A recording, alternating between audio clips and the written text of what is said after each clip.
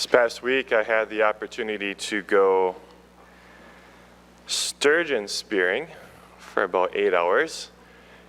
And I am a hunter, so I know what it's like to just be staring at something, expecting something to come. So I did enjoy it. And I thought how fitting, because in the first reading today with the story about David and Saul and Abner, when David comes into Saul's camp and they're sleeping, they find what? They find a spear. And Abner is asking David, just let me put it into him one time. I won't need a second opportunity.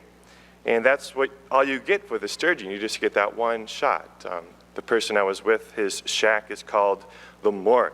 And it says, fish pass here but once. So it's all very interesting. Learned a lot, but did not see any fish. But I also had the opportunity to go perch fishing. And that was much more successful. We saw 30 perch. But we just saw them. And they didn't want to take the bait. We had this camera down, so we saw them with the camera. And it showed how nice the perch looked and everything. And I was thinking, well, just take the bait, right? I would be a much better perch, I was thinking. I should go down there and just show you how to grab it, right? Very easy. But I was thinking about this and, going down there to show them what to do. It's sort of like, in a sense, how God came down to us to show us the way. God would be a much better human being than us. So he took on our human nature in a very perfect way, right? The second person of the Trinity became human in the person of Jesus, lived a perfect life. Jesus, in a sense, shows us the way. It was necessary that God enter into human nature in order to redeem it, to lift it up out of sinfulness. So in our gospel, Jesus shows us the way by giving us these 15 moral guidelines. And it would be very good for us to listen to him, right? This is God speaking. The words of Christ are really God speaking to us, Jesus incarnate. But have you ever heard of the phrase, what would Jesus do? Anybody heard of that? The question, what would Jesus do? So a few. It came about in the 80s, and now it's 2022, so it's kind of maybe fizzling away. But that's a phrase I grew up with, and we had these bracelets that said WWJD. And it's a good question, and it's a question we could ask if we find ourselves in different situations or at any moment of the day. What would Jesus do in this situation? But that can't be the only question. Right? Jesus shows us the way. He gave us the example.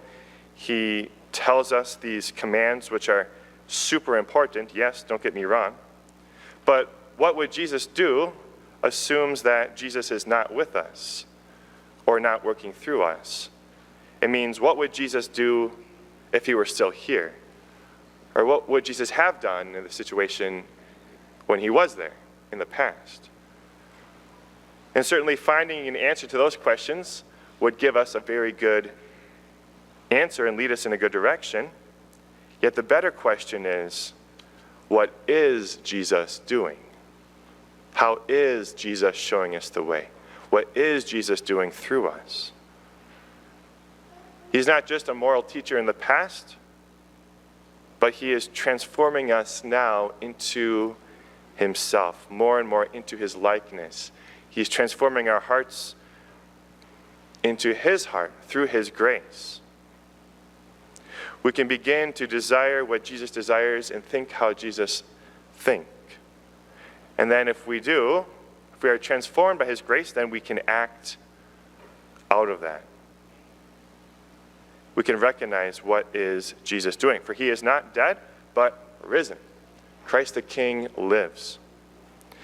St. Paul says, it is no longer I who live, but Christ who lives in me. And in our second reading today, he wrote, just as we have borne the image of the earthly one, Adam, we shall also bear the image of the heavenly one, the new Adam, Jesus. This is called divinization, where we come to share in the very divine life of God. St. Augustine said that God became man so that man might become God. The first way that happens is through baptism And then in the Eucharist, here at the Mass, we continue to be transformed into Jesus, into other Christs. When we receive Jesus, we become him, right? We become what we receive. Therefore, brothers and sisters, yes, Jesus showed us the way, and it would behoove us to follow his moral teachings, yes, yes, yes. But let us confidently approach the altar today, trusting that Jesus is with us, that he is doing much in our lives, especially transforming us more and more into God's likeness, that we may bring the love of Jesus to the world.